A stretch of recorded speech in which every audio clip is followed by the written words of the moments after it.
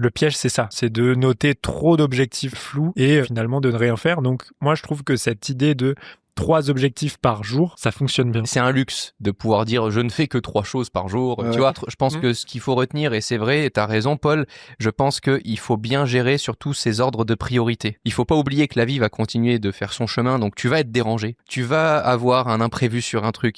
Donc ne te fixe pas trop d'objectifs longs par jour, parce qu'effectivement tu ne seras pas tout seul sans dépendre des gens autour de toi, que ça soit tes proches, tes potes ou tes collaborateurs. Et fixe-toi bien moi, personnellement, je sais que plus j'ai de choses à faire, plus je vais les espacer et je vais commencer à mieux gérer mes ordres de priorité. Donc, tu dis plus facilement non, puisque tu évites de te foutre plein de trucs qui ne sont pas du tout en rapport avec ce pourquoi tu bosses tous les jours et dans tes objectifs. Mais au-delà de ça, tes ordres de priorité, moi, je sais qu'il y a des trucs où je me dis, ça, il faut que je le fasse. Je le note juste dans une to-do. Il se trouve que quand je transforme cette to-do en tâche dans mon agenda, je me dis, alors ouais, je vais le faire, mais en vrai, ça va quand même me prendre au moins une demi-heure, 40 minutes. Je vais pas le faire cette semaine. Parce que je vais pas mourir si je renvoie pas les colis Amazon cette semaine. J'ai 15 jours pour les renvoyer. T'as pas besoin de te supprimer 1 heure de travail cette semaine. Si t'as d'autres objectifs, tu peux renvoyer des colis à un autre moment, tirer un samedi matin. Tu vois, donc il y a des trucs parfois où on se fait toute une montagne de tâches, alors que c'est pas grave si tu le fais dans une semaine, en fait.